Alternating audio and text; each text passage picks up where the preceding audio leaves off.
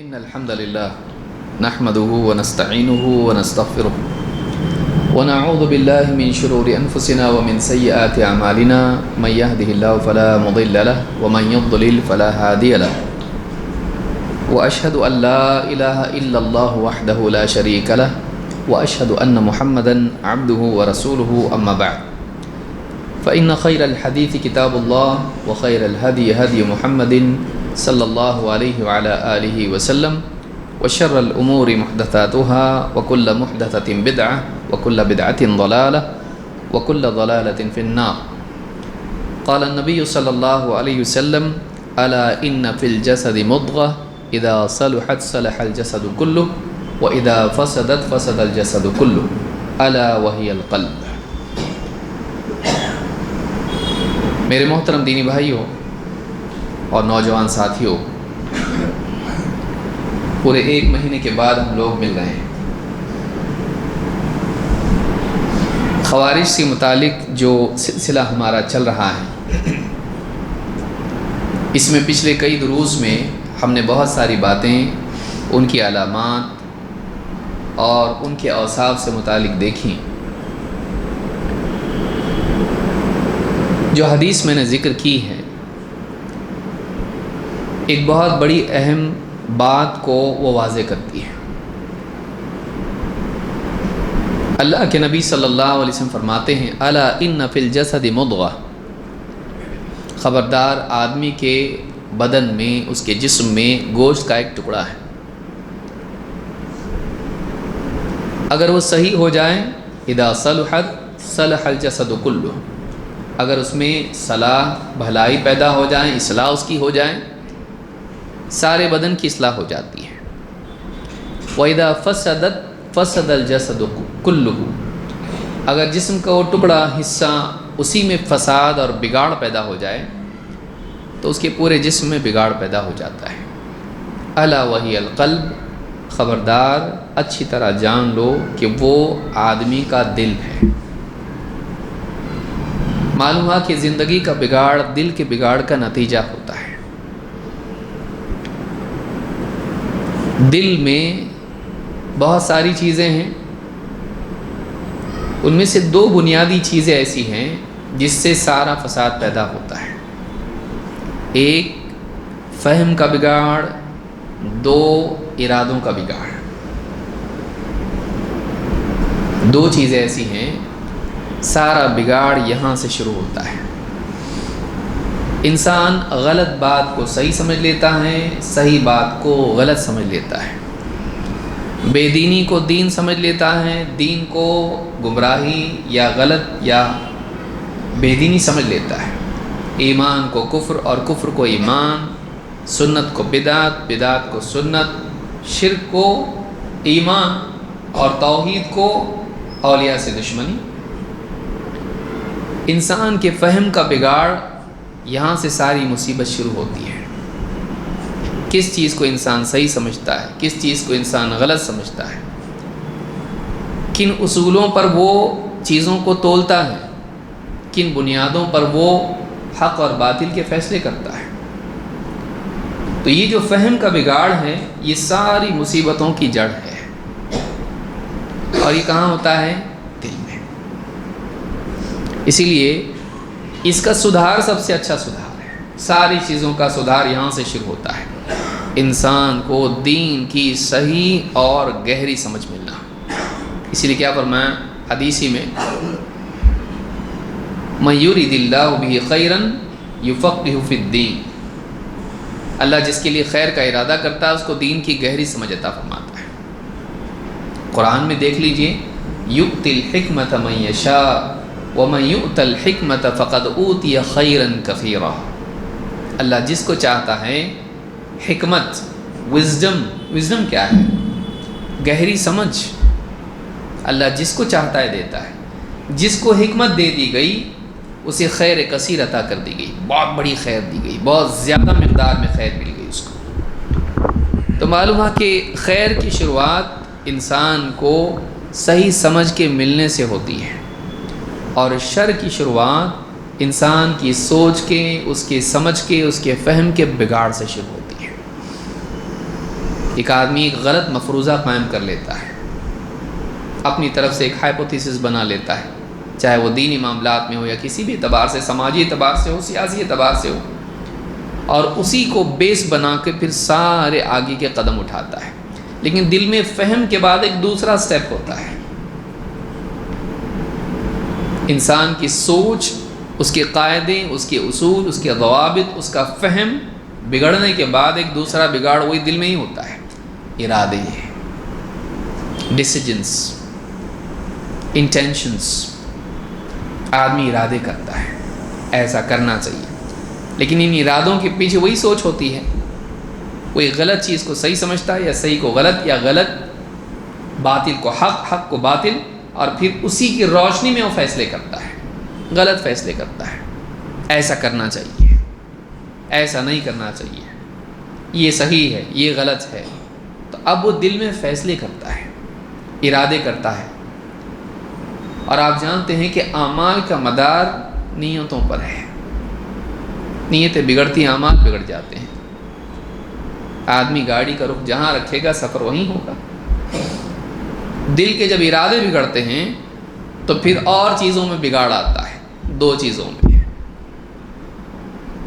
ایک زبان اور دوسرے اس کے اعمال۔ جب دل بگڑتا ہے تو زبان سے نکلنے والی باتیں بھی بگڑتی ہیں، غلط نکلتی ہیں۔ جب دل بگڑتا ہے تو جسم سے صادر ہونے والے اعمال، ایکٹیویٹیز بھی غلط جاتی ہیں۔ کیوں؟ کہ قول اور فعل کے پیچھے انسان کا ارادہ ہوتا ہے۔ انسان ایک ارادہ کرتا ہے، بولتا ہے، ایک ارادہ کرتا ہے، عمل کرتا ہے، لیکن ان ارادوں کے پیچھے بھی کیا ہوتا ہے؟ اس کی معلومات اور اس کا فہم ہوتا ہے، اس کے اصول ہوتے ہیں۔ اب اس کا سانچہ، اس کا منہج کیا ہے، اس اعتبار سے اس کے فیصلے ہوتے ہیں، اور اس اعتبار سے وہ بولتا ہے، اس اعتبار سے وہ کرتا ہے۔ لہٰذا بہت ضروری ہے کہ ہم اپنے علم کی اصلاح کریں۔ خوارج کی تاریخ میں ہم دیکھیں گے یہاں سے ان کا بگاڑ شروع ہوا۔ جو میں نے ساری بات بیان کی، خوارج نے کیا کیا؟ حضرت علی کو کافر قرار دیا، عام مسلمانوں کو، صحابہ کو کافر قرار دیا۔ یہ فتویٰ کہاں سے آیا؟ پھر فتویٰ دیا تکفیر کی، تکفیر کرنے کے، مرتد ہے تو قتل کرو، اسلام کے دشمن ہیں تو ان کو راستے سے ہٹاؤ۔ انفرادی سطح پر بھی لوگوں کو قتل کیا، اور مسلمان حاکم بھی ہیں یا حاکم کے ساتھ فوج ہے، ان سے جنگ بھی کی، جان و مال کا نقصان بھی کیا۔ غلط ایکٹیویٹی کہاں سے آئی؟ غلط فتویٰ کہاں سے آیا؟ غلط فیصلے کہاں سے آئے؟ معلومات بگڑی، فہم کا بگاڑ کہاں تک لے جاتا ہے۔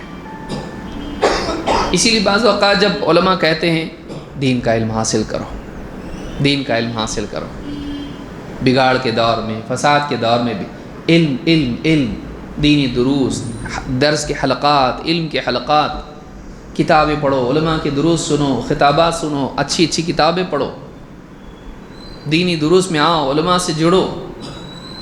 بعض اوقات لوگوں کو سمجھ میں نہیں آتا دنیا میں کیا چل رہا اور آپ کیا بول رہے ہیں۔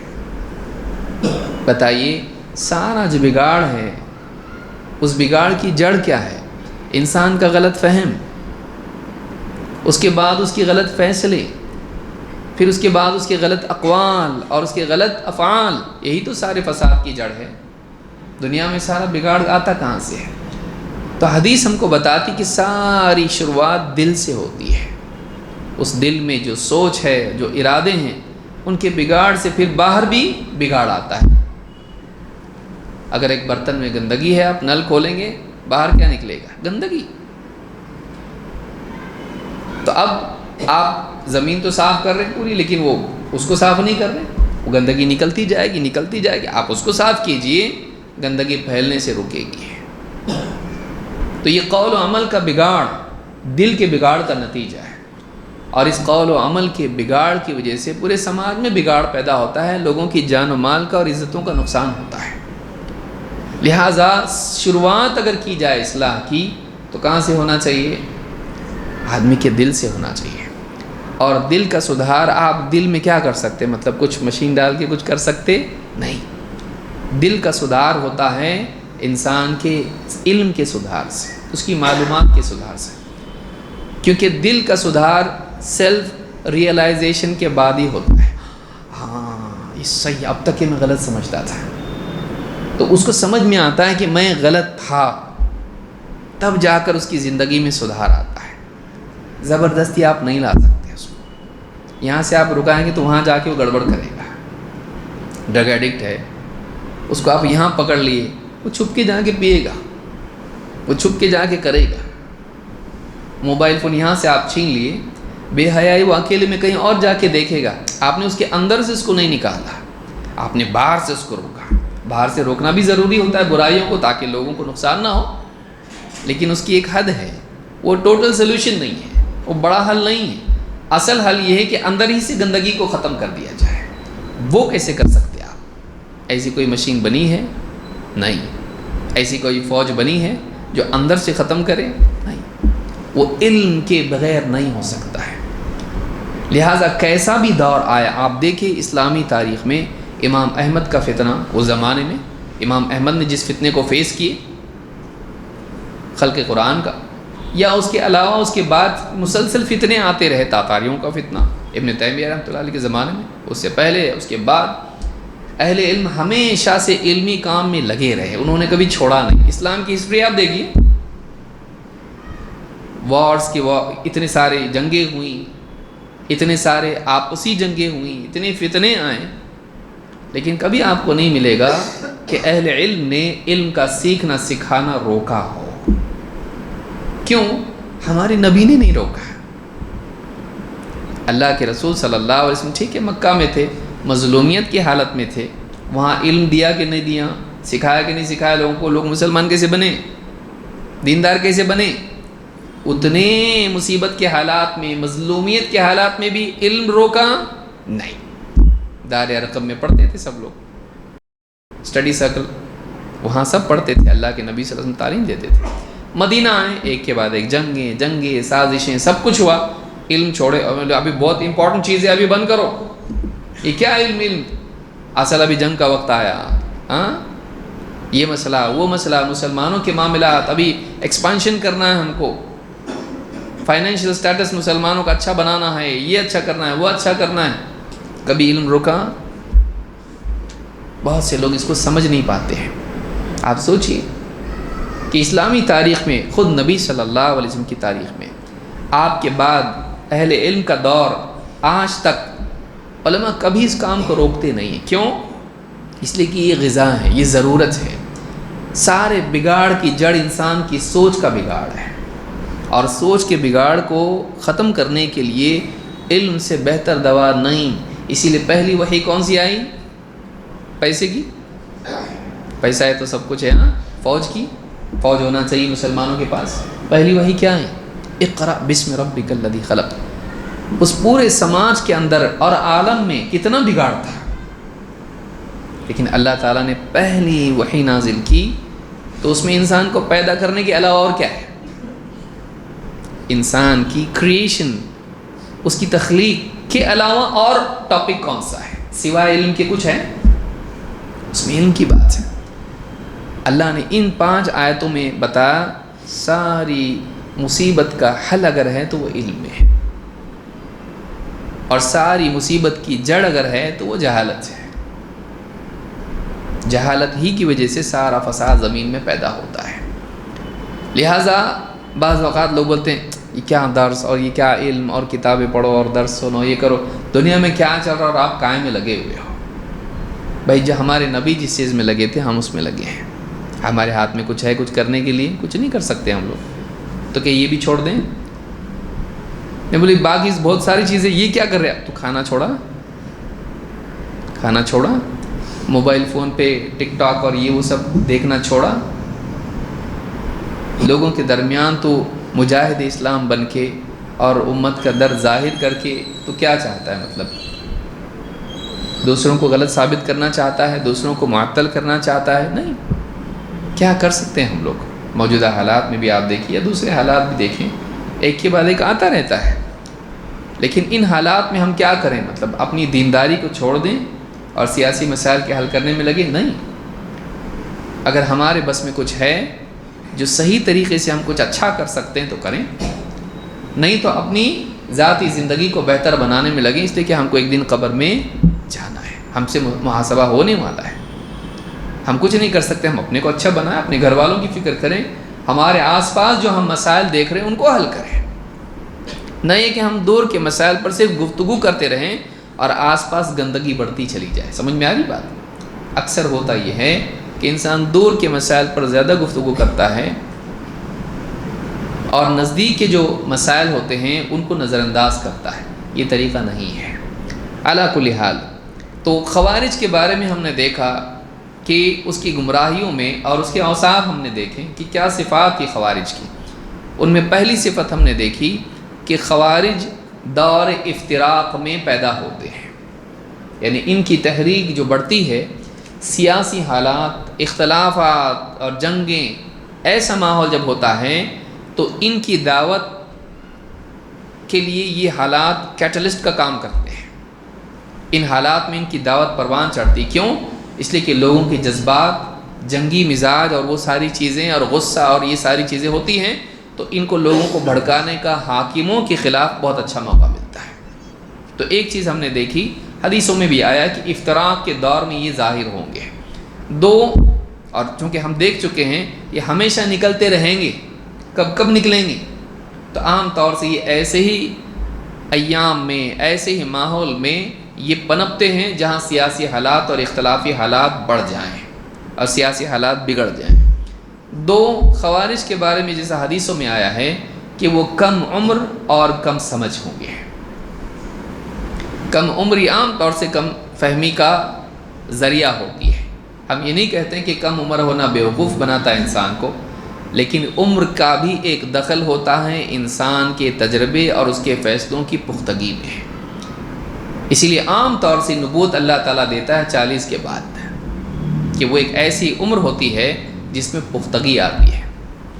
فلما بلغ اشدہ، جب وہ اپنی پختہ عمر کو پہنچے، واستوى، اور پھر ٹھیک ٹھاک ہو گئے، سیٹل ہو گئے، سٹیبل ہو گئے، پھر اللہ نے ان کو نبوت اور حکمت دی ہے۔ تو عمر کا بھی ایک دخل ہوتا ہے زندگی میں صحیح فیصلے کرنے میں۔ تو یہ چونکہ ویسی عمر والے نہیں ہوں گے، یہ جوان بچے ہوں گے، تو ان کے اندر جوانی کی عمر میں عقل سے زیادہ جوش انسان کے پاس ہوتا ہے، سوجھ بوجھ سے زیادہ جوش ہوتا ہے، اور اکثر فیصلے جوانی کے جذبات میں ہوتے ہیں، دور اندیشی والے نہیں ہوتے ہیں۔ اسی لیے آپ کو سیاسی تحریکوں میں زیادہ تر کون ملے گا؟ توڑ پھوڑ میں زیادہ کون ملیں گے؟ نوجوان، کیونکہ فزیکل طاقت بھی ان کے اندر ہوتی ہے اور سوچ کی طاقت تھوڑی کم ہوتی ہے، تو جلدی کسی کے بھڑکاوے میں آ جاتے ہیں۔ جوان اتنے جلدی اپنے نظریات کو تبدیل کرتا ہے جیسے لیٹا ہوا آدمی کروٹ لے لیتا ہے، تو اس کے لیے بہت آسان ہوتا ہے اپنے پورے زندگی کے ڈھانچے کو چینج کر دینا۔ لیکن جب عمر ہو جاتی انسان کی تو ہر چیز کو پرکھ کے آرام سے فیصلے کرتا ہے، بہت جلدی کسی کو ایکسیپٹ نہیں کرتا ہے۔ تو یہ عمر کی وجہ سے ہوتا ہے، کیونکہ وہ سردی گرمی بارش اچھے برے اور راستے اور گڑھے اور کھائی اور سمندر اور سب کچھ دیکھ چکا ہوتا ہے، جلدی وہ کسی سے متاثر نہیں ہوتا ہے۔ جوان بہت جلدی متاثر ہوتا ہے، یہاں متاثر ہوگا تھوڑی دیر میں یہاں متاثر ہو جائے گا، تو ان کے اندر یہ کمزوری ہوگی۔ خوارج کی کمزوری تھی کہ عام طور سے ان میں کم عمر لوگ تھے اور کم سمجھ لوگ تھے، تو اس کی وجہ سے بہت جلدی وہ کسی کے بھڑکاوے میں آ جاتے تھے۔ آج بھی یہی حالات ہیں، ایسے لوگ آ جاتے ہیں جو نوجوانوں کو بھڑکاتے ہیں، دیکھو کیا ہو رہا دنیا میں، فلاں کچھ بھی نہیں کر رہا، فلاں کچھ بھی نہیں کرنا، ہم کو کچھ کرنا چاہیے، کیا ہوگا، ایسے ہی بیٹھے رہیں کیا، کچھ تو کرنا پڑے گا۔ نوجوانوں کو ورغلا کر اور ان کو پھر کسی نہ کسی تحریک میں جوڑ دیتے ہیں اور ان سے غلطیاں کرواتے ہیں اور ان کی زندگی خراب ہو جاتی ہے۔ تو ایک بہت بڑی چیز ان کی یہ تھی کہ وہ کم عمر اور کم فہم تھے۔ تین، جیسا کہ ہم نے پچھلے درس میں بھی کچھ باتیں دیکھی تھیں، قرآن کے صحیح فہم سے دوری، جو اصل بنیاد ہے جس پر میں نے آج کی آیت بھی جس کو ذکر کیا اور جس سے اصل مسئلہ ہمارے سامنے سمجھ نہیں، اور خاص کر کے چونکہ دینی تحریک کے نام پر وہ تھی، تو ان کے پاس سب سے پہلے کس کا علم ہونا چاہیے تھا؟ قرآن کا۔ کہ سارا علم کی اصل کیا ہے؟ قرآن کریم. سارا علم قرآن میں ہے، اور سنت قرآن کی شرح ہے، تشریح اس کی. اصل علم کا منبع قرآن ہے، اور قرآن ہی کی قولی اور عملی تعبیر اور تفسیر اللہ کے نبی صلی اللہ علیہ وسلم نے کی ہے. تو اصل علم تو قرآن ہی ہے، جس کی تابع داری خود نبی صلی اللہ علیہ وسلم کرتے تھے. اس کا فہم اگر صحیح نہ ہو تو ایسا انسان قوم کی صحیح رہنمائی نہیں کر سکتا ہے، اور اگر اسی میں بگاڑ ہو تو ایسا رہنما صحیح لے کے جا رہا وہ غلط لے کے جائے گا. تو قرآن کے صحیح فہم سے دوری یہ بھی خوارج کی علامات میں سے ایک علامت ہے. وہ قرآن پڑھیں گے، آپ دیکھیں کتنی حدیثیں، میں سمجھتا ہوں 20 حدیث تک دیکھے ہوں گے ہم لوگ اب تک، جن میں عام طور سے ان حدیثوں میں آیا یقرؤون القرآن لا یجاوز حناجرہم، وہ قرآن پڑھیں گے لیکن ان کے حلق سے آگے نہیں جائے گا. کتنی بار آپ نے سنا ہوگا، آگے بھی سننا ہے آپ کو. کیوں آیا؟ دو باتیں عام طور سے خوارج کے بارے میں جب حدیثوں میں آپ پڑھیں گے بار بار بار بار ریپیٹ ہوں گے. ان میں سے ایک بات کیا ہوگی کہ وہ قرآن پڑھیں گے لیکن حلق سے پار نہیں گزرے گا قرآن. بار بار آپ نے سنا ہے اس کو، اکثر حدیثوں میں آئے گا.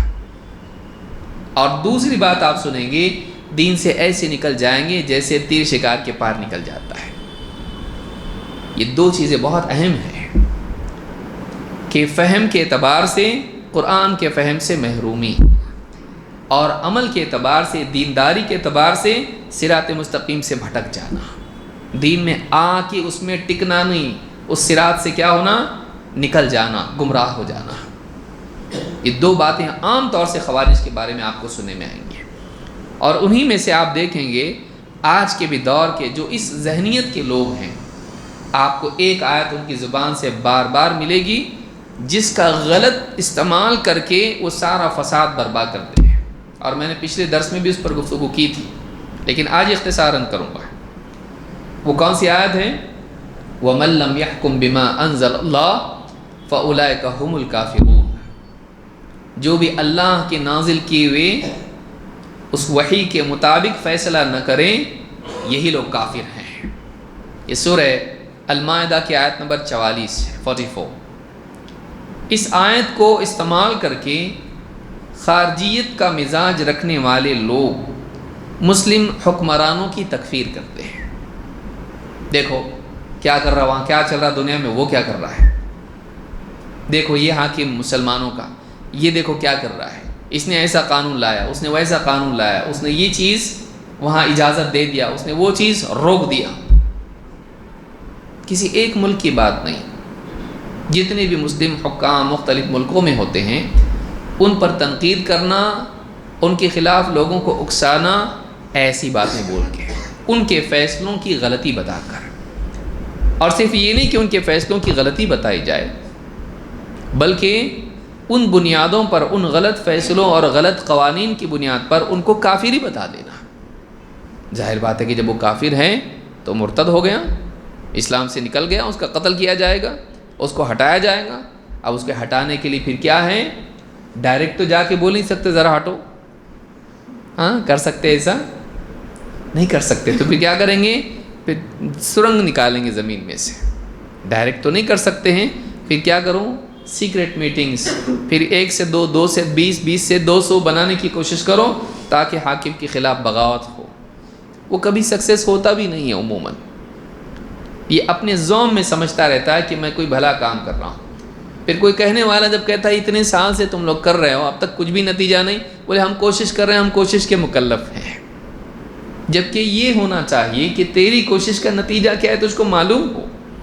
ایک کسان کو معلوم ہے، گھر میں کھانا پکانے والی عورت کو معلوم ہے کہ اس ایکٹیویٹی کا رزلٹ کیا ہے. اور ہم کو یہ اصول بتایا گیا کہ ہم جب بھی زندگی میں کوئی قدم اٹھائیں نتائج کو سامنے رکھ کر قدم اٹھائیں. ہم دیکھ بھی چکے ہیں لیس من منہج سلف میں کہ سلف کے منہج پر چلنے والا آدمی نتائج کو سامنے رکھ کر قدم اٹھاتا ہے، لیکن ان کے پاس وہ تصور ہوتا ہے نہیں. وَمَن لَّمْ يَحْكُم بِمَا أَنزَلَ اللَّهُ فَأُولَٰئِكَ هُمُ الْكَافِرُونَ. یہ جو کافر ہے، تکفیر ہے، اس آیت کو صحیح نہیں سمجھے. ابن عباس رضی اللہ تعالیٰ عنہما اس آیت کی تفسیر میں کیا فرماتے ہیں کہ اِنَّهُ لَيْسَ بِالْكُفْرِ الَّذِي يَذْهَبُونَ إِلَيْهِ. خوارج نے یہ آیت پڑھی اور اس کی بنیاد پر حضرت علی اور دوسرے صحابہ کی تکفیر کی، تو ابن عباس رضی اللہ تعالیٰ عنہ نے کہا کہ یہ وہ کفر نہیں ہے جس کی طرف یہ لوگ جا رہے ہیں، یعنی جس انڈرسٹینڈنگ کی طرف یہ جا رہے ہیں، جو میننگ کفر کا اس میں سے لے رہے ہیں، اسلام سے باہر نکل جانا، یہ وہ کفر نہیں ہے۔ لیس بالکفر الذی یذهبون الیہ انہ لیس کفرا ینقل عن الملہ، یہ کفر نہیں ہے وہ جو آدمی کو اسلام سے باہر نکال دیں۔ یہ صاف سری روایت ہے ابن عباس کی، یہ وہ کفر نہیں ہے جو آدمی کو اسلام سے، ملت سے، دین سے باہر نکال دے، منتقل کر دے اسلام سے اس کو۔ وَمَن لَّمْ يَحْكُم بِمَا أَنزَلَ اللَّهُ فَأُولَٰئِكَ هُمُ الْكَافِرُونَ كُفْرٌ دُونَ کفر، یہ کفر سے چھوٹا کفر ہے، دونا چھوٹا، یہ کفر سے نچلے درجے کا کفر ہے، کیونکہ کفر کی دو قسمیں ہیں، ایک چھوٹا اور ایک بڑا۔ بڑے سے آدمی اسلام سے نکل جاتا ہے، چھوٹے سے اسلام سے نکلتا نہیں۔ چھوٹا کفر مثال کے طور پر کیا ہے؟ کسی کے نسب پہ طعن کرنا، کسی خاندان کا تو، یا مرنے کے بعد ماتم کرنا، یہ کیا ہے؟ اس کو بھی حدیث میں کفر کہا گیا ہے۔ تو کیا ماتم کرنے والی عورت یا اسی طرح سے کسی کے نسب پر طعن کرنے والا آدمی کیسے خاندان کا تو ہے، کیا اسلام سے نکل جاتا ہے؟ نہیں، وہ کفری عمل ہے، کیونکہ جاہلیت والے اعمال میں سے، دور جہالت میں لوگ کرتے تھے۔ تو ایسے اعمال پر جو جاہلیت کے اعمال ہیں، کفر کا اطلاق حدیث میں آیا ہے، لیکن اس کا یہ مطلب نہیں کہ وہ اسلام سے نکالنے والا کفر ہے۔ یہ کفر کے اعمال میں سے ہیں، وہ فی نفسہ ہی اسلام سے نکالنے والا کفر نہیں۔ لیکن خارجیوں نے کیا کیا، اور آج بھی لوگ اس آیت کا اطلاق مسلم حکام پر کرتے ہیں، ان کو کافر قرار دیتے ہیں۔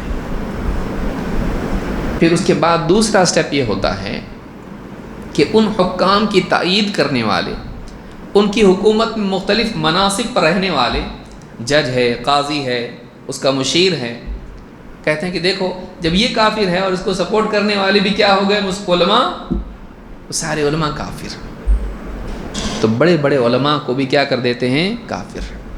بچا کون؟ تو بچا یہی نا، پھر انگلش میں پڑھ پڑھ کے سنانے والا، کہ یہ آیت جس سے وہ تکفیر کر رہا ہے علماء کی، اس کے بھی تجوید اس کی صحیح نہیں ہوگی، وہ بھی پڑھنے نہیں آتا، وہ بھی ٹرانسلیشن پڑھ کے سناتا ہے انگلش کا، لیکن بڑے بڑے علماء کی تکفیر کرتا ہے۔ تو یہ کیوں ہوا؟ قرآن پڑھا لیکن اس کا صحیح فہم اس کو نصیب ہوا نہیں۔ اس کی ایک بہت اچھی مثال ہے جو ابن عساکر نے اپنی کتاب تاریخ دمشق میں اس کو روایت کیا ہے، جو میں نے روایت کی، ابن عباس کی روایت بیان کی، یہ شیخ الالبانی نے اس کو، یہ مستدرک حاکم کی روایت ہے، امام حاکم نے اپنی مستدرک میں اس کو روایت کیا ہے، اور الصحیحہ میں شیخ الالبانی نے حدیث نمبر 2552 کے تحت اس کو ذکر کیا اور کہا کہ اس کی سند صحیح ہے۔ تو یہ روایت صحیح ہے، اسے معلوم ہوتا ہے اسلام سے باہر نہیں نکلتا ہے۔ ہاں، باہر نکلنے کی ایک صورت ہوتی ہے، استحلال، آدمی شراب کو حلال مان لے، کسی کو پینے کے لیے دے تو کیا ہوگا، وہ حلال مانا اس نے، ضروری نہیں۔ کوئی آدمی کوئی گناہ کرتا ہے، مان لیجئے کسی نے کسی کو شراب پیش کیا تو کافر ہو گیا وہ؟ نہیں، بولے وہ پیش کر رہا تو حلال ہی مانتا ہوگا نا؟ نہیں، ضروری نہیں ہے، وہ حرام مانتے ہوئے پی بھی تو رہا ہوگا۔ بھائی کوئی آدمی پی رہا ہے تو کیا اس کا مطلب یہ ہے کہ وہ اس کو حلال مانتا ہے؟ نہیں۔ کوئی عورت غیبت کر رہی ہے، اللہ معاف کرے بولنا نہ تو نہیں چاہیے، لیکن ایسا ہے، فلاں کی بیٹی کا ایسا ہے، تو وہ مان رہی ہے نا کہ وہ غلط کام کر رہی ہے۔ تو بعض اوقات آدمی کسی کام کا ارتکاب کرتا ہے لیکن اس کو حلال مانتے ہوئے نہیں، گناہ مانتے ہوئے کرتا ہے، کسی مجبوری کی وجہ سے، کسی لالچ کی وجہ سے، تو وہ کافر نہیں ہوتا۔ ہاں، اگر اس کو حلال مان لے کہ میں شراب کو حلال مان لیتا ہوں، اب وہ کافر ہوگا، پیے نہ پیے بات کا مسئلہ ہے۔ سمجھ میں آ رہی بات؟ یہ ہمیشہ یاد رکھیں، کسی گناہ کو کرنا کافر نہیں بناتا ہے، ہاں اس کو حلال مان لینا آدمی کو کافر بناتا ہے، تو دونوں چیزیں الگ ہیں۔ تو علماء نے کہا اگر حاکم کوئی کام غلط کرتا ہے شریعت کے خلاف، کافر نہیں ہوتا ہے، ہاں اگر اس کو حلال مان لے حرام کو، تب جا کے کیا ہوگا، کافر، تب جا کے کافر۔ اور یہ بھی ہو سکتا ہے اس کو معلوم نہیں ہے، سمجھانے کے بعد اگر مان لیتا ہے تو وہ بھی نہیں ہوا۔ سمجھ میں آ رہی بات؟ کتنے لوگ غلط کام کرتے ہیں، سود معلوم نہیں ہوتا ہے کہ حرام ہے، گاؤں دیہات میں رہتا ہے آدمی، نہیں پہنچا اس کو، یا سود کی کوئی خاص صورت ہے، تجارت میں کوئی خاص صورت ہے جس کو حدیث میں سود کہا گیا ہے، نہیں معلوم اس کو یہ سود ہوتا ہے، اب اس میں پڑا رہتا ہے سالوں سال، اور بعض اوقات تو آدمی جانتے بوجھتے لیتا ہے، اس کا علم غلط ہوتا ہے، بتانے کے بعد مان لیتا ہے، تو کیا کافر ہو گیا ہو؟ کافر تھا اس سے پہلے؟ نہیں، جاہل تھا، غلطی پر تھا، تو فوراً کافر بنانا یہ خوارج کا طریقہ ہے۔ ابن ابی دعاد کہتے ہیں دخل رجل من الخوارج علی المأمون، اس کو یاد رکھیے، مأمون الرشید کے پاس خارجیوں میں سے ایک خارجی آیا، فقال ما حملك علی خلافنا، مأمون الرشید نے کہا تم کو ہمارے ساتھ اختلاف کرنے، جنگ کرنے سے کس چیز نے آمادہ کیا، اس پر کس چیز نے آمادہ کیا، کیوں ہمارے ساتھ اختلاف کر رہے تم؟ قال آیۃ فی کتاب اللہ تعالی، خارجی نے کیا کہا؟ اللہ کی کتاب میں ایک آیت ہے، ایسے نہیں ہم لوگ اختلاف کریں تمہارے سے، وی ہیو اے پروف، ہمارے پاس دلیل ہے، کیا ہے؟ اللہ کی کتاب کی ایک آیت ہے۔ قال وما ہی، مأمون رشید نے پوچھا کون سی آیت ہے؟ قال قوله ومن لم يحكم بما انزل الله فاولئك هم الكافرون، جو اللہ کے نازل کیے ہوئے علم کے مطابق، وحی کے مطابق فیصلہ نہ کریں سب کافر ہیں۔ فقال له المأمون ألك علم بأنها منزلہ، پکا معلوم ہے تجھ کو یہ اللہ کی طرف سے نازل ہوئی آیت؟ تو کیسے بول رہا کہ یہ اللہ کی طرف سے؟ وَمَن لَّمْ يَحْكُم بِمَا أَنزَلَ اللَّهُ، جو اللہ کے نازل کیے ہوئے کے مطابق فیصلہ نہ کریں تو کافر ہیں۔ تو یہ آیت جو تو دلیل میں پیش کر رہا، یہ اللہ کی طرف سے نازل ہوئی، اس کی دلیل کیا ہے؟ أَلَكَ عِلْمٌ بِأَنَّهَا مُنَزَّلَةٌ، تیرے پاس واقعی علم ہے کہ اللہ کی طرف سے یہ آیت نازل ہوئی ہے؟ قال نعم، اس نے کہا ہاں۔ قال وما دلیلک، اس کی کیا دلیل ہے کہ یہ واقعی یہ آیت اللہ کی طرف سے نازل ہوئی ہے؟ قال اجماع الامہ، اس نے کیا کہا؟ امت کا اجماع، سارے مسلمان مانتے ہیں کیا ہے آیت کہاں سے نازل ہوئی؟ اللہ کی طرف سے، تو اجماع امت میری دلیل ہے۔ قال فلما رضیت باجماعہم فی التنزیل فرض باجماعہم فی التأویل، مأمون رشید نے کہا جب تو اس آیت کے نازل ہونے کے باب میں اجماع کو مانتا ہے تو اس آیت کی تفسیر بھی اجماع والی ماننا۔ اس آیت کی تفسیر کیا ہے؟ مسلمان اس آیت کی تفسیر میں کیا مانتے آئے ہیں، ہمارے سلف اس میں کیا مانتے آئے ہیں، تو اس میں تو اجماع کو دلیل بنایا کہ یہ آیت قرآن کی ہے، تو قرآن کی آیت کے قرآن میں ہونے کے لیے تو نے اجماع کو دلیل بنایا، لیکن اس آیت کا مطلب کیا ہے جس پر مسلمانوں کا اجماع رہا ہے، تو وہ معنی کیوں نہیں لیتا؟ اس میں اجماع کو دلیل کیوں نہیں بنایا تو نے؟ اپنے دل سے کیوں مطلب لے لیا کہ کوئی آدمی اگر کچھ غلط فیصلہ کرے تو کافر ہو جاتا ہے؟ قال فلما رضیت باجماعہم فرض باجماعہم فی التأویل، جب اس آیت کے اجماع پر تو اس کو دلیل لیا، تو نے مانا، تو نے راضی ہو گیا اس پہ، تو اس کی تأویل میں، اس آیت کی تفسیر میں بھی اجماع پر راضی ہو جا کہ مسلمانوں کا اجماع یہ نہیں ہے کہ اگر کوئی حاکم فیصلہ کر دے اور کتاب و سنت سے ہٹ کے ہو تو کافر ہو جاتا ہے، نہیں ہے اس پر۔ فوراً جب اس نے سنا تو سوچا، دیکھیے صحیح کیا ہو گیا، اندر کا ڈپارٹمنٹ صحیح ہوا اس کا، اس کی جب دل میں بات گئی، سمجھ میں آیا اس کو بات تو صحیح ہے، تو اس نے کیا کہا؟ پہلا لفظ کیا کہا اس نے؟ صدقتا، صحیح بول رہے آپ، صحیح بول رہے آپ، صدقتا، السلام علیکہ یا امیر المؤمنین، اور کیا کہا؟ السلام علیکہ یا، اب تک وہ امیر المؤمنین مانتا تھا، حاکم کو کافر مانتا تھا، جیسی بات سمجھ میں آئی اس نے کیا کہا؟ پہلے تو کیا کیا؟ مسلمان کو سلام کرتے، دوسرے کو کرتے نہیں، جیسی سمجھ میں آیا بات صحیح ہے، فوراً کیا کر لیا؟ پہلے تو سلام کرا، السلام علیکم، دوسرا کیا مانا؟ یا امیر المؤمنین، اے امیر المؤمنین السلام علیکم، اور پھر گیا۔ اس کو ابن عساکر نے اپنی تاریخ دمشق میں روایت کیا۔ اس سے معلوم ہوتا ہے کہ کتنی انٹیلیجنٹلی انہوں نے، مأمون رشید نے اس میٹر کو ہینڈل کیا۔ اور اس سے یہ بھی معلوم ہوتا ہے کہ خارجیت کا ذہن رکھنے والا آدمی کتنا کم فہم ہوتا ہے کہ وہ یہ تو اس کے پاس دلیل اجماع کی کس سلسلے میں ہے، یہ آیت قرآن میں ہے۔ ٹھیک ہے بھائی، خالی آیت پڑھ کے تھوڑی نہ مسئلہ ثابت ہوتا ہے، اس کا مطلب کیا یہ بھی تو معلوم ہونا چاہیے۔ تو جب تو امت کے اجماع کی طرف گیا اس کے نزول کے معاملے میں، تو امت کا اجماع یہ بھی تو دیکھنا کہ اس کی تفسیر امت نے کیا لی ہے۔ اگر وہ نہیں دیکھ رہا ہے اور تو اپنے دل سے اس کی تفسیر لے رہا ہے تو گمراہ ہے۔ اور عام طور سے آپ کو دکھائی دے گا کہ خارجیت کا ذہن رکھنے والا قرآن و سنت کی اور خصوصاً قرآن کی تفسیر کے معاملے میں اپنی طرف سے تاویلات کرے گا، سلف کی تاویل کو نہیں لے گا، سلف کی تفسیر کو نہیں لیتا ہے، اپنے حساب سے تفسیر کرے۔ پروفیسر رہتا نا، وہ کہاں سے لائے گا سلف کی تفسیر بھائی؟ وہ تو ایک دم پڑھا لکھا آدمی ہوتا ہے، لیکن اس کے پاس واقعی سلف کی تفسیر ہے؟ دیکھیے، پوچھیے علماء سے، بدزن کرنے والا کہاں سے سلف کی تفسیر لے گا؟ تو یہ بہت اچھا واقعہ ہے جس سے ہم لوگوں کو سمجھا سکتے ہیں۔ تو یہ چیز، تیسری چیز ہم دیکھ رہے ہیں کہ خوارج کو قرآن کا صحیح فہم نصیب نہیں ہوا، ان کی گمراہی کی وجہ یہ تھی۔ اور آج بھی آپ دیکھیں گے کہ جہاد کی آیتیں پیش کریں گے، لیکن جہاد کے احکام ان کو سرے سے صحیح ڈھنگ سے معلوم نہیں ہوں گے۔ حکام کے بارے میں باتیں کریں گے، لیکن ان کو معلوم ہی نہیں ہوگا کہ خود اللہ کے نبی صلی اللہ علیہ وسلم سکھا کے گئے ہیں کہ اگر حاکم تمہاری پیٹھ پر کوڑے برسائیں، تمہارا مال چھینیں، تب بھی اس کی بات مانو، تو وہ ظالم ہے، حاکم ظالم ہے، پھر اس کے خلاف بغاوت نہیں کرنا ہے بلکہ اس کی بات ماننا ہے۔ فاسمع واطع، اس کی بات سن اور اس کی مان۔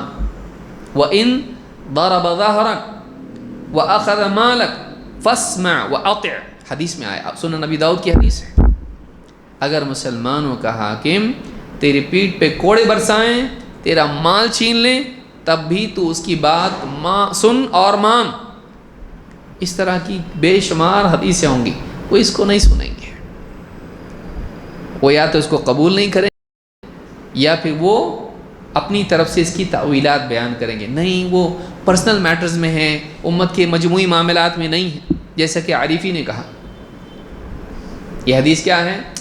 انڈیویجول لیول پہ اگر حاکم کا کسی سے پرسنل کچھ کھٹکتی ہے اور وہ ایسا کریں تو ٹھیک ہے، اس میں نہیں کرنا ہے، لیکن امت کے ساتھ اگر وہ ایسا معاملہ کرے تو اس کے خلاف بغاوت کر سکتے ہیں۔ کہاں سے فہم لایا؟ شیخ صالح الفوزان کے سامنے یہ بات پیش کی گئی کہ یہ بالکل نیا فہم ہے، سلف کا فہم نہیں ہے۔ تو بعض اوقات آدمی کیا کرتا ہے، اپنی طرف سے کوئی فہم پیش کرتا ہے، انوکھا، یونیک، اور لوگوں کو گمراہ کرتا ہے۔ کوئی آدمی کتنی بھی بکواس بات کریں، ایسے بکواس لوگ دنیا میں ہمیشہ ہوں گے جو اس کو قبول کریں گے، بولیں کیا بات ہے، کسی نے نہیں بولا آج تک، انہوں نے کہا، میرا مسئلہ ہی حل کر دیا انہوں نے، میں بھی سوچتا تھا اس کا کیا جواب ہے، ایسا انوکھا جواب دیا ہے کہ آج تک کسی نے جواب نہیں دیا۔ بچنا چاہیے ایسا۔ تو یہ بات کہ قرآن کا فہم ان کو صحیح نہیں ملتا ہے۔ امام البخاری رحمۃ اللہ علیہ فرماتے ہیں ان کی ایک بڑی برائی کیا ہے، کہتے ہیں وَكَانَ ابْنُ عُمَرَ يَرَاهُمْ شِرَارَ خَلْقِ اللَّهِ، عبداللہ ابن عمر رضی اللہ تعالیٰ عنہما خوارج کو ساری مخلوق میں سب سے بدترین مخلوق مانتے تھے، خوارج کو ساری مخلوق میں سب سے بدترین مخلوق مانتے تھے۔ وقال، اور کہتے تھے، انہم، اس کو یاد رکھیے، انہم انطلقوا الى آیات نزلت فی الکفار فجعلوها علی المؤمنین، انہوں نے کیا کیا، خوارج نے وہ آیتیں، یہ بھی جو من لم یحکم بما انزل اللہ یہود کے باب میں نازل ہوئی ہے، اس پس منظر میں آئی ہے وہ، لیکن انہوں نے کیا کیا کہ وہ آیتیں جو خاص کفار کے بارے میں نازل ہوئی تھیں انہیں کن کے اوپر فٹ کر دیا، ایمان والوں پر۔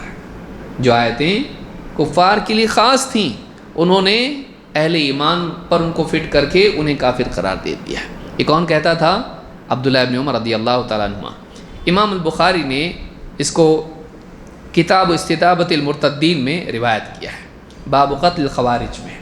تو اس سے ایک بات یہ بھی معلوم ہوتی ہے کہ خوارج کی ایک غلطی یہ بھی تھی کہ وہ آیت کون سی آیت کہاں فٹ کرنا ہے ان کو نہیں سمجھتا تھا۔ اب دنیا میں دو طرح کے لوگ ہیں، اور آیتوں میں دو طرح کی آیتیں ہیں۔ ایک وہ آیات ہیں جو خاص ہیں کفار کے بارے میں ہیں، اور دوسری آیات کفار کی کسی برائی کے بارے میں آئی ہے، اگر مسلمان میں وہ برائی آ جائے تو وہ بھی مذموم لیکن کافر نہیں ہوتا۔ تو اب بعض لوگ یہ کہتے ہیں کہ یہ جو آیتیں ہیں جو کفار کے بارے میں ہیں اس میں مسلمانوں کو بھی شامل کر لیتے ہیں، جیسے خوارج ہے، وہ غلط ہے، جو خاص ہے کفار کے بارے میں اور وہی حکم ان پر لگانا۔ دوسرا ہے اس کے برعکس، دوسرا راستہ یہ ہے کہ ایسی آیات جو کفر اور شرک سے متعلق ہیں، اب جب علماء بتاتے ہیں کہ دیکھو اللہ تعالیٰ نے اس کو کفر و شرک کہا ہے، تم بھی یہ کر رہے ہو، اگر تم بھی وہ کرو گے تو تمہارا بھی وہی حکم ہے، کہتے دیکھو یہ کفار کی آیتیں مسلمانوں کو فٹ کر رہے ہیں۔ مثلا ایک مسلمان اگر کسی بت کو پوجنے لگے اور کوئی آدمی اس کو بتائے کہ یہ جو آیت ہے دیکھو اس سے یہ شرک ثابت ہوتا ہے اور تم مشرک ہو جاؤ گے بھائی اس سے، تو کہے کہ میں مسلمان ہوں اور یہ آیت مسلمانوں کے لیے نہیں، کس کے لیے ہے؟ کفار کے لیے ہے۔ کیا ایسا ہی ہوگا؟ اگر ایک مسلمان وہی جرم کرے جو کفار کرتے تھے، مشرکین کرتے تھے، اور ان پر ایک آیت فٹ ہو رہی ہے، اگر وہی عمل یہ کرتا ہے تو کیا اس پر بھی وہ فٹ نہیں ہوگی؟ تو آج بہت سارے ہمارے بریلوی حضرات جو ہیں، اگر ان کے بارے میں شرک اور بدعت، شرکیہ آیات ان کے سامنے پیش کی جائیں جن میں شرک کی تردید ہے، کہتے ہیں یہ سب بت پرستوں کے بارے میں، ہماری درگاہوں کے بارے میں نہیں ہے۔ یہ بات بھی یہاں یاد رکھیں کہ اگر عمل وہی ہو تو چاہے وہ آیت کفار اور مشرکین کے بارے میں آئی ہو، اس کا اطلاق اس پر ہو سکتا ہے، اس کا اطلاق اس پر ہو سکتا ہے۔ دلیل اس کی کیا ہے؟ مثال کے طور پر اللہ کے رسول صلی اللہ علیہ وسلم کی ایک حدیث ہے۔ ابو ہریرہ رضی اللہ تعالیٰ فرماتے ہیں ان رسول اللہ صلی اللہ علیہ وسلم قال ان المؤمن اذا اذنب كانت نقطة سوداء في قلبه۔ ایک مومن، بات کس کی ہو رہی ہے؟ مومن کی۔ جب وہ کوئی گناہ کرتا ہے تو اس کے دل پر ایک کالا دھبا لگ جاتا ہے۔ كانت نقطة سوداء في قلبه فإن تاب ونزع واستغفر صقل قلبه۔ لیکن گناہ کرنے کے بعد اگر وہ توبہ کر لیں، اس گناہ سے باہر نکل آئیں اور اللہ سے اپنے ماضی کے لیے مغفرت طلب کریں، رجوع کر لیں، گناہ چھوڑ دیں اور اللہ سے استغفار کریں، ثقل قلبہ، اس کا دل پھر سے ٹھیک ٹھاک پہلے جیسا ہو جاتا ہے، یعنی وہ دھبا اس کا چلا جاتا ہے۔ فَإِن زَادَ زَادَتْ، لیکن اگر وہ نہ گناہ چھوڑے، نہ توبہ کرے، نہ استغفار کریں، بلکہ کل بھی کیا تھا اور آج بھی پھر گناہ کریں، تو دھبا کیا ہو جاتا ہے؟ فَإِن زَادَ زَادَتْ، وہ گناہ بڑھ جاتا ہے، وہ دھبا پہلے سے بھی بڑا ہو جاتا ہے۔ فَذَلِكَ الرَّانُ الَّذِي ذَكَرَهُ اللَّهُ فِي كِتَابِهِ، یہی وہ زنگ ہے جو اللہ تعالیٰ نے جس کا ذکر اپنی کتاب میں کیا ہے۔ آیت کیا ہے؟ کَلَّا بَلْ رَانَ عَلَىٰ قُلُوبِهِمْ مَا كَانُوا يَكْسِبُونَ، ہرگز نہیں بلکہ ان کے دلوں پر ان کی کرتوت کے نتیجے میں زنگ چڑھ گیا۔ یہ سورہ المطففین کی آیت نمبر 14 ہے۔ لیکن یہ آیت کس کے بارے میں آئی؟ آگے کی آیت کیا بتا رہی ہے؟ کَلَّا إِنَّهُمْ عَنْ رَبِّهِمْ يَوْمَئِذٍ لَمَحْجُوبُونَ، یہ لوگ قیامت کے دن اپنے رب سے حجاب میں کر دیے جائیں گے، اللہ کو دیکھ نہیں پائیں گے۔ کون ہیں یہ لوگ؟ جنہیں اللہ کا دیدار نصیب نہیں ہوگا وہ کون ہیں؟ مسلمان ہیں؟ نہیں، یہ کفار ہیں۔ یہ آیات کفار کے بارے میں نازل ہوئی ہیں، لیکن اللہ کے نبی صلی اللہ علیہ وسلم نے کن کے بارے میں بتایا؟ یہ اس آیت کا اطلاق کس پر کیا؟ مومن کے لیے بھی۔ کیوں؟ یہاں اصل یہ نہیں بتایا جا رہا کہ اسلام سے باہر نکل رہا ہے، سمجھ رہے ہیں بات کو؟ یہاں بتایا کیا جا رہا ہے کہ انسان کے اعمال کا اس کے دل پر اثر ہوتا ہے، اور گناہوں سے دل پر کیا لگ جاتا ہے؟ دھبا، بڑھتے بڑھتے بڑھتے بڑھتے پورے دل پر وہ چھا جاتا ہے، یہاں تک کہ آدمی ایمان سے اور اسلام سے ہی نکل جاتا ہے۔ پہلے دن نہیں ہوتا ہی، لیکن شروعات کیا ہوتی ہے؟ گناہوں سے ہوتی ہے، بڑھتے بڑھتے بڑھتے بڑھتے آدمی ہو سکتا ہے کفر و شرک میں چلا جائے۔ تو یہاں یہ جو آیت ہے یہ کس کے بارے میں بتائی گئی؟ دل پر زنگ لگنے کے بارے میں، اس بارے میں نہیں کہ اس کی وجہ سے مسلمان اللہ کو دیکھ نہیں پائے گا۔ سمجھ میں آ رہی بات؟ تو بعض اوقات ایسا ہوتا ہے کہ ایک آیت میں ایک بات ہوتی ہے جس کا جو کفار کے بارے میں ہے، لیکن اس آیت میں ایک حصہ ہوتا ہے جو ایمان والوں کو بھی اس سے ڈرایا جا سکتا ہے۔ پچھلی قوموں کے واقعات، فرعون کا واقعہ ہم کو اللہ نے ذکر کیا، ہم تو فرعون نہیں ہیں، پھر ہم کو کیوں اللہ نے بتایا؟ کیا ہم فرعون جیسا کر رہے ہیں؟ لیکن اللہ نے ہم کو ڈرایا کہ نہیں ڈرایا؟ ان کے واقعات بیان کر کے، قوم لوط کے بارے میں، قوم نوح کے بارے میں، یا پچھلی قوموں کا واقعہ ہم کو اللہ نے بتایا۔ ہم کیوں پڑھتے ہیں جبکہ ہم مسلمان ہیں؟ ان کا ہمارا لینا دینا کیا ہے؟ لیکن جو انہوں نے کیا اگر ہم وہ کریں تو ہمارے ساتھ بھی ویسا ہی ہو سکتا ہے۔ تو اس اعتبار سے ہم کو بھی وہ آیتیں پڑھ کے سنائی جا سکتی ہیں ہماری کسی غلطی پر ڈرانے کے لیے کہ اللہ کی نافرمانی کا یہ انجام ہوتا ہے۔ تو یہاں یہ بات اس حدیث کو امام ترمذی اور امام احمد اور نسائی اور ابن ماجہ نے روایت کیا ہے، اور شیخ الالبانی کہتے ہیں کہ حدیث حسن درجے کی ہے۔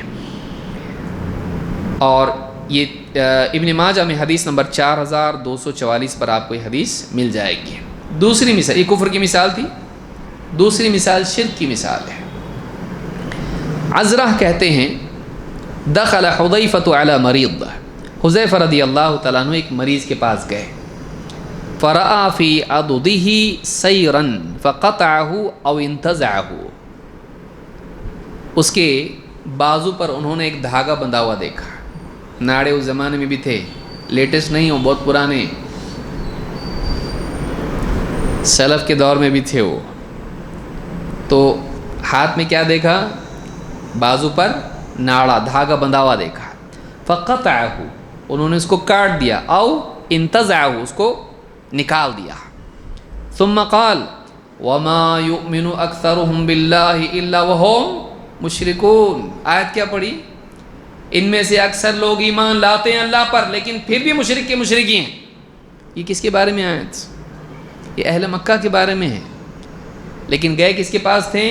مسلمان کے پاس، لیکن اس کو ڈرانے کے لیے، اس کو تنبیہ کرنے کے لیے کہا کہ اللہ پہ مان کے بھی مشرکین کیا کرتے ہیں؟ شرک۔ تو بھی اللہ کو مانتا اور عمل تیرا کیا ہے؟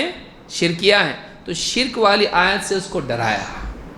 تو ایسا کیا جا سکتا ہے کہ آج ایک مسلمان شرکیہ عمل کریں، شرکی آیتیں اس کے سامنے پیش کی جا سکتی ہیں۔ ایک آدمی گناہ کریں جو کفر تک لے جا سکتا ہو، تو اس کو ڈرانے کے لیے کفر والی آیتیں ایسی بیان کی جا سکتی ہیں۔ یہ نہیں کہ نہیں کر سکتے، لیکن اس پر مشرک اور کافر کا حکم لگانا یہ ایک الگ چیز ہے۔ فرق یاد رہے گا؟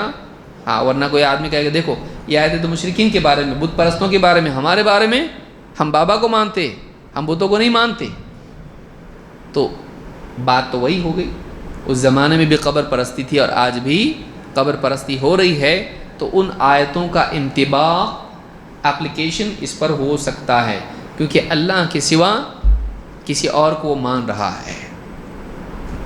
کوئی آدمی مثال کے طور پر اس زمانے میں ٹھیک ہے، کوئی آدمی کہتا ہے بتوں کی عبادت ہوتی تھی، کوئی آدمی آج اگر اپنے طور پر کسی زندہ انسان کو پوجنے لگے تو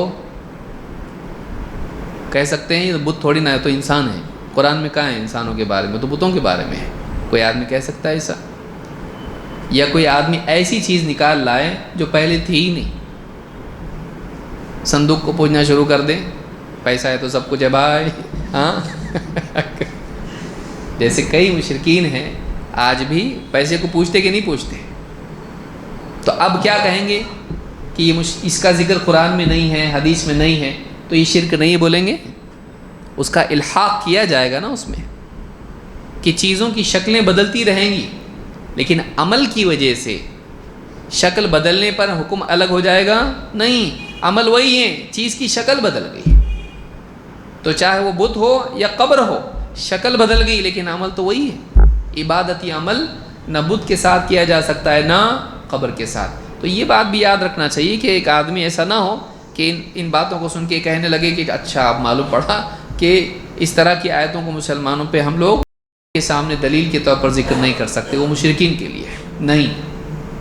بات اگر وہی ہے، عمل اگر وہی ہے تو اس پر حکم بھی وہی لگا، کیونکہ قیامت تک کے لیے آج آپ دیکھیے کتنے لوگ ہیں مسلمانوں کے نام ان کے ہیں، خاندان مسلمانوں کا ہے، لیکن آپ کو ملے گا کہ موسم جب آتا ہے مشرکانہ تو اس میں وہ سارے شرکی اعمال کرتے ہیں، بتوں کی پوجا کرتے کہ نہیں کرتے؟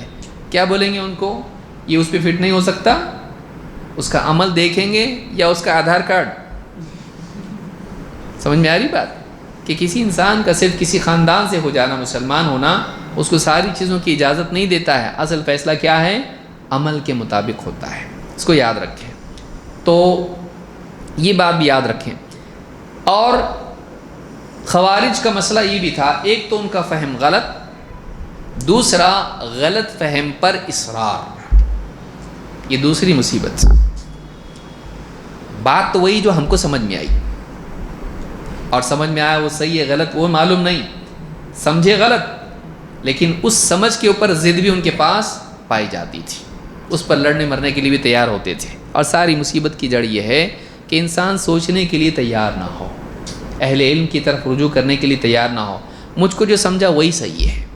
پھر بعض اوقات آدمی جب ضد پر اڑ جاتا ہے تو بڑے بڑے علماء کو بھی بلڈوزر سے اڑا دیتا ہے، کہے کہ صالح الفوزان اور کہے کہ بن باز اور کہے کہ یہ بات ہی غلط ہے، بعض اوقات ایسا کرتا ہے۔ ٹھیک ہے، ہم یہ مانتے ہیں کہ بڑے سے بڑا عالم بھی چاہے ماضی کا ہو یا آج کا ہو کسی مسئلے میں غلطی کر سکتا ہے، کسی کو ہم معصوم مانتے نہیں، لیکن دلیل تو ہونا چاہیے غلط ہونے کی، یا خود تجھ کو پسند نہیں آیا تو تو غلط بولنا شروع کر دے گا؟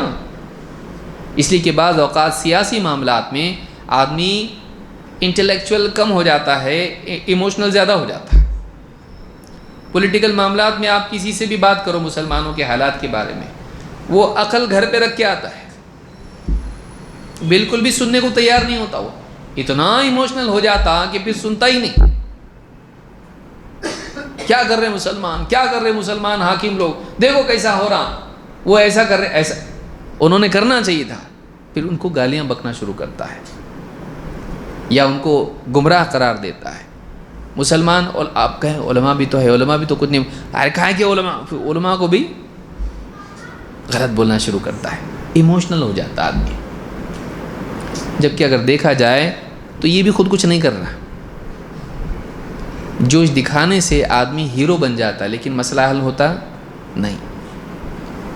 اکثر لوگوں کا جھگڑوں میں کیسا رہتا، چھوڑو مجھ کو، چھوڑو مجھ کو، چھوڑو، پکڑا کون تجھ کو، ہاں پکڑا کون تجھ کو؟ جھگڑوں میں اکثر آدمی ایسے کرتا نا، بیچ میں مت آؤ، بیچ میں مت آؤ کرتا، اس کو معلوم ہے کہ میں ذرا کروں گا آگے تو لوگ پکڑیں گے مجھ کو، لیکن کیا ہو جاتا، ہیرو بن جاتا وہ۔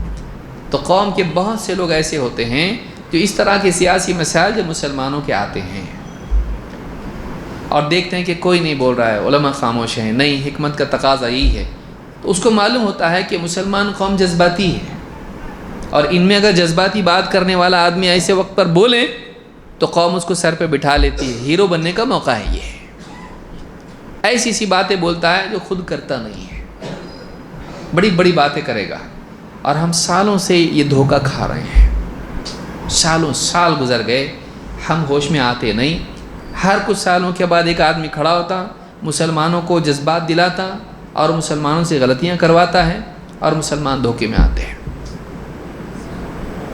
اور بعض اوقات جب ان کو بولا جاتا جو تم کر رہے ہو صحیح نہیں، تو کچھ بھی نہیں کرنے کا کیا؟ جواب کیا ہے؟ کچھ بھی نہیں کرنے کا کیا؟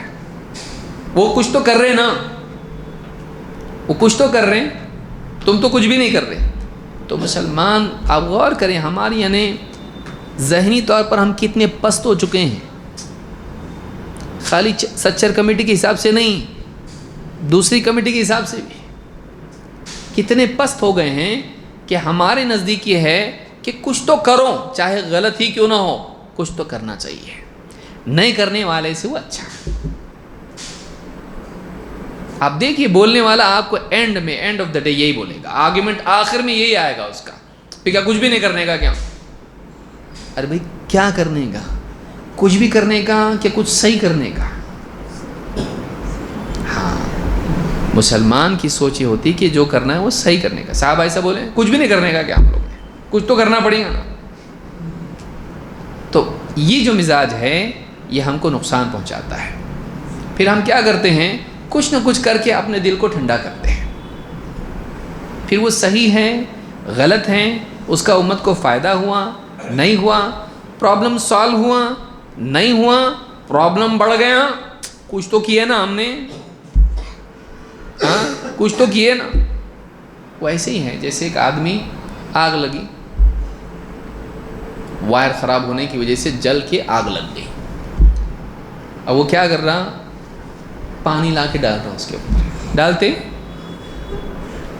کوئی ہاتھ، اگر کرنٹ کی وجہ سے، آپ لوگوں کو معلوم ہے کہ نہیں، یہ مسئلہ تو کم سے کم معلوم ہو جائے. اگر کرنٹ میں وائر جلنے کی وجہ سے آگ لگ جائے تو اس کو پانی سے بجھاتے ہیں؟ نہیں بجھاتے. اب ایک چاچا ایسا کر رہے ہیں، نوجوان جذباتی دوڑ کے گیا، پانی لایا ڈال رہا، اس کو روک رہا کوئی بزرگ، ارے نہیں کرتے ایسا، ارے تمہارے جیسا کھڑا رہوں گا میں تو یہ سب اور جل جائے گا، کچھ تو کر رہا نا میں. چلے گا ایسا؟ یہ غلط کر رہا.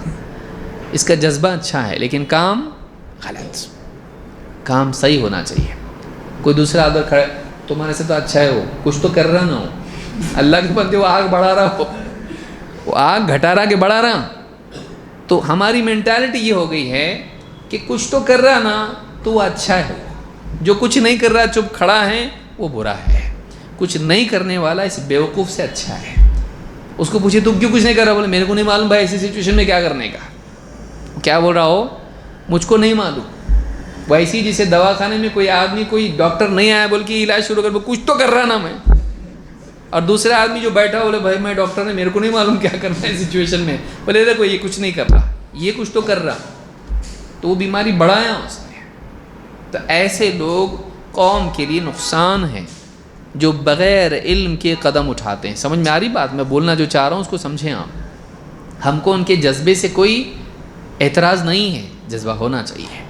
مسلمانوں کو مسلمانوں کا دکھ ہونا چاہیے، لیکن عام طور سے ایسے وقت میں اور خاص طور سے پھر علماء کو برا بول کے آدمی ایسا کہے کہ ہم کچھ تو کر رہے نا، تو یہ گدھا ہے، یہ جاہل ہے، یہ بیوقوف ہے جو مصیبت کو بڑھا رہا ہے، یہ نقصان بڑھا رہا ہے امت کا.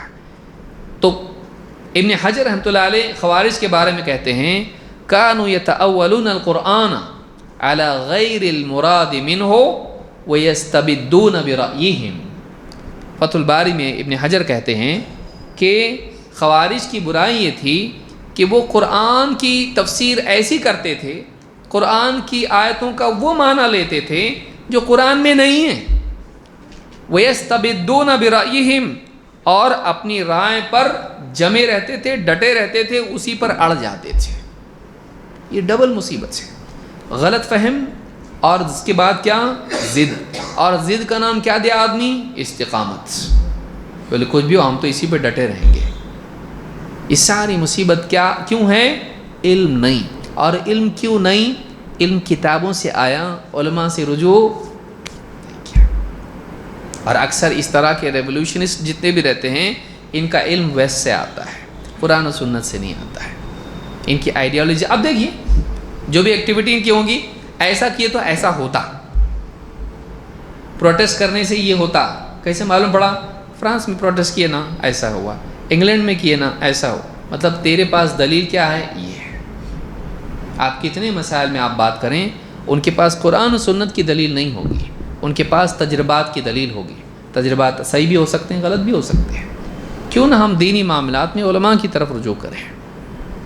لیکن بعض اوقات یہ ہوتا ہے کہ ارے علماء کیا ہے، علماء کو نہیں معلوم رہتا ہے. ٹھیک ہے، ہر عالم ایک لیول کا نہیں ہوتا، وہ فوق کل ذی علم علیم. ہر جانکار سے زیادہ جانکار ہوتا ہے. جتنے بڑے معاملات امت کے ہوں گے اتنے زیادہ علم والوں سے، اونچے لیول کے لوگوں سے پوچھنا پڑے گا. یہ نہیں کہ کوئی آدمی آج ہی فارغ ہو کے آئے بولے دیکھو یہ عالم ہے، پوچھو اس کو، دیکھو عالم کو معلوم رہتا کیا. اس عالم کو نہیں معلوم، بچہ وہ ابھی فارغ ہو کے آیا، اس کو ابھی داڑھی بھی ٹھیک سے نہیں آئی. ہم ایسے عالم سے پوچھنے کے لیے بول رہے ہیں؟ نہیں، ہم ان سے پوچھنے کے لیے بول رہے ہیں جو عالمی حالات اور قرآن و سنت کا گہرا علم رکھتے ہوں اور ان کی زندگی قرآن و سنت کے علم میں اور فرقوں اور سیاست کے مسائل اور شرعی احکام اور حکومت کے معاملات کے دیکھنے، پڑھنے، لکھنے، بتانے میں گئی ہے. ایسے علماء کی بات مانی جائے. اور آج آپ دیکھیں کہ جتنا بھی عرب اسپرنگ سے لے کے جو بھی حالات ہم نے دیکھے، چاہے پھر وہ آئسس کا مسئلہ کیوں نہ ہو، آپ کو دکھائی دے گا کہ شروع میں جو یہ کم فہم لوگ ہوتے ہیں فوراً اچکنے لگ جاتے ہیں، ہاں بہت اچھا ہوا، بعد میں معلوم پڑا نہیں بھائی صحیح نہیں ہوا یہ، بعد میں آتے ہیں وہ، بعد میں ان کی سمجھ میں آتا ہے، اور علماء پہلے ہی بتا چکے ہوتے ہیں کہ صحیح نہیں ہے، لیکن شروع میں علماء کی بات ان کو سمجھ میں آتی نہیں، بعد میں جا کے سمجھ میں آتی ہے۔ تو فریکچر ہونے کے بعد گاڑی چلانا سیکھنا، چلانے کی نوبت ہی نہیں آئے گی بھائی، گھر میں بیٹھو، آپ ٹانگ ٹوٹ گئی تمہاری، اب گاڑی چلانے لائق رہے نہیں تم، کاش کہ پہلے تو معلوم کرتا کیسے چلانا چاہیے۔ فریکچر ہو گیا، پاؤں ٹوٹنے کے بعد، کاٹنے کے بعد، اب تو گاڑی کیا چلائے گا، کک کہاں سے مارے گا، بیساکھی سے کیسا مارے گا؟ تو نقصان کے بعد سبق لینے میں کیا فائدہ ہے؟ السعید من وعظ بغیرہ، حدیث میں اللہ کے نبی صلی اللہ علیہ وسلم فرماتے ہیں سعادت مند وہ ہے جو دوسرے کو دیکھ کے سبق لے۔ خود گڑھے میں گر کے سبق تو سبھی لیتے ہیں، کچھ تو پھر بھی نہیں لیتے، لیکن گڑھے میں گرنے کے بعد، ہڈی ٹوٹنے کے بعد پھر سبق لینے سے اچھا یہ ہے کہ دوسرے کو گرتا دیکھ کے آدمی بولے بازو سے جاؤ بھائی۔ ہاں، عقل مند آدمی وہ ہے، السعید من وعظ بغیرہ، سعادت مند وہ ہے، کامیاب وہ ہے جو دوسرے کے انجام کو دیکھ کر خود سبق لے۔ ہسٹری سے جو آدمی نہیں سیکھتا ہے وہ خود ہسٹری کا پارٹ بن جاتا ہے، دوسروں کے لیے عبرت بنتا ہے۔ جو دوسروں سے عبرت نہیں لیتا وہ دوسروں کے لیے عبرت بنتا، اس کو یاد رکھیے۔ تو یہ خوارج کے بارے میں سلف نے کہا، انشاءاللہ ہم آنے والے درس میں مزید اور باتیں اسی بات کو تفصیل سے سمجھنے کی کوشش کریں گے، اور یہی اصل چیز ہے فہم کا بگاڑ، اور خصوصاً قرآن کا فہم کا بگاڑ۔ کیوں؟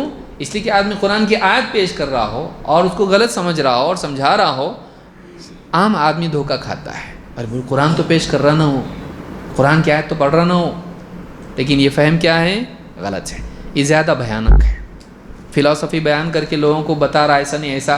ہو سکتا کوئی آدمی بولے بھائی رکھو تمہارے پاس، ہم کو نہیں سمجھ میں آ رہا، لیکن جیسے آدمی مسلمان کے سامنے قرآن پیش کرتا ہے، حدیث پیش کرتا ہے، اور اس کی غلط تأویل کرتا ہے، انسان دلیل کو دیکھ کے مرعوب ہو جاتا ہے اور اس کی بات مجبوراً مانتا ہے۔ کیوں؟ اس لیے کہ یہ کیسا بولتا، اب قرآن بھی نہیں مانیں گے تم، حدیث بھی نہیں مانیں گے تم، مطلب نہیں میں کیسے نہیں مانوں گا بھائی، قرآن میں جو بول رہا ہوں مانو۔ تو پیش کرتا ہے قرآن کی آیتیں، نبی صلی اللہ علیہ وسلم کی حدیثیں، منواتا ہے اپنی انڈرسٹینڈنگ۔ منواتا کیا ہے؟ اپنی انڈرسٹینڈنگ، اور یہ مصیبت کی جڑ ہے۔ اس لیے بہت ضروری ہے کہ اس فکر کے لوگوں کی اس غلطی کو ہم یاد رکھیں کہ وہ جو سمجھا رہے ہیں قرآن کو، کیا واقعی قرآن میں وہ بات ہے یا نہیں ہے۔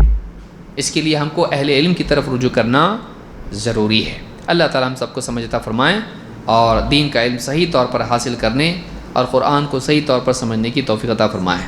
اقول ھذا واستغفر اللہ لی ولکم۔